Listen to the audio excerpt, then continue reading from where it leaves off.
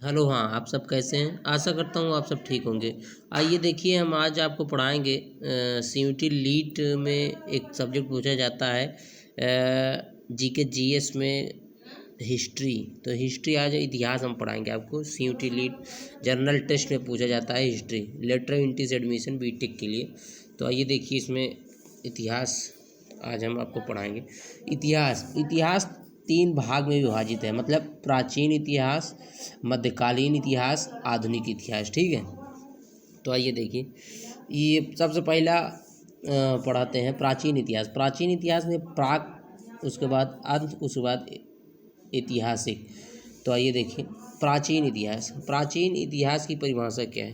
प्राचीन इतिहास की परिभाषा आप समझिए, वर्तमान समय में बीती हुई घटनाओं का अध्ययन, वो भी वे घटनाएं जो निश्चित रूप से घटित हुई हैं उनका अध्ययन करना ही इतिहास कहलाता है। मतलब आप समझिए, वर्तमान समय में जो कुछ घटना बीत चुकी है, जो कुछ घटना हो गई है, वो भी घटना जो निश्चित रूप से घटित है, मतलब घटी ही घटी है, उसको प्राचीन इतिहास कहते हैं। आइए देखिए इसके आगे हम आपको बताते हैं प्राचीन इतिहास प्राग प्राग ऐतिहासिक काल, ये इसमें पहला है। उसके बाद आद्य ऐतिहासिक काल, उसके बाद ऐतिहासिक काल। ठीक है, आइए प्राग ऐतिहासिक काल में क्या है। वे काल जिसका कोई भी लिखित साक्ष्य ना हो, जैसे पाषाण काल। ठीक है, और आद्य ऐतिहासिक काल क्या है, लिखित साक्ष्य हो परंतु जिसे पढ़ा ना जा सके, मतलब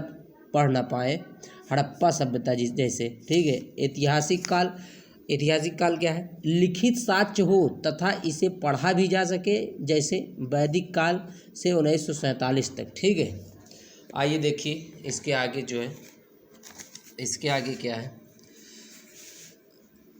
इसके आगे है सिंधु घाटी या हड़प्पा सभ्यता। ठीक है, सिंधु घाटी या हड़प्पा सभ्यता में क्या है, टाइम है इसका 2500 ईसा पूर्व से 1500 ईसा पूर्व के बीच में। ठीक है, यहाँ तक सिंधु घाटी या हड़प्पा सभ्यता थी। हड़प्पा सभ्यता का विस्तार हड़प्पा सभ्यता का विस्तार कैसे हुआ, आइए हम आपको बताते हैं, दिखाते हैं। तो आप देख पा रहे होंगे, मतलब नॉर्थ ईस्ट साउथ वेस्ट, मतलब ऐसे खींच दिया जाए, उसके बाद इसको बांट दिया जाए। ठीक है, तो चिनाब नदी के किनारे मांडा जम्मू कश्मीर, सुत्का गेंडोरी यहाँ है। ठीक है, उसके बाद ईस्ट में है आलमगीरपुर मेरठ में हिंडन नदी के किनारे। ठीक है, और साउथ में है दैमाबाद महाराष्ट्र में है, और गोदावरी नदी के किनारे है। उसके बाद वेस्ट में क्या है, बलूचिस्तान, सुत्का गेंडोर पाकिस्तान में, पास्क नदी के किनारे ये बसा है। ठीक है, आइए देखिए इसके आगे मैप के अगर देखेंगे, थोड़ा सा बनाए थे हम, तो ये यहाँ सबसे ऊपर वाले में जम्मू कश्मीर के ऊपर, मतलब इसको कहते हैं, ये इसके ऊपर पड़ता है मांडा, और आलमगीरपुर यहाँ पड़ता है, और सुत्का गेंडोर यहाँ पड़ता है, दैमाबाद यहाँ पड़ता है। ठीक, आइए देखिए आगे।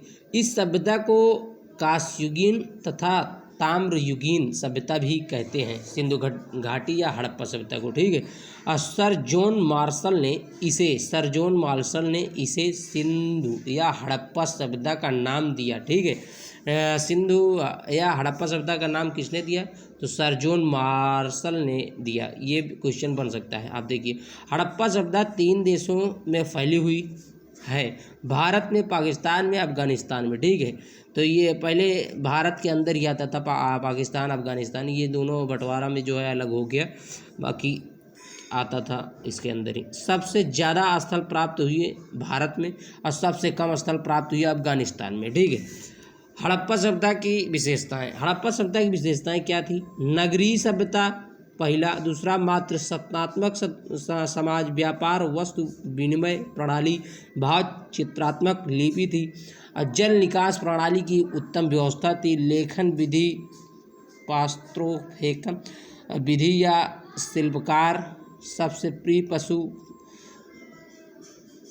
कुंवड़ वाला सांड था। हड़प्पा सभ्यता के लोगों ने यही सर्वप्रथम कपास की खेती किया करते। ठीक है, धन्यवाद। आज की क्लास यहीं तक रहेगी।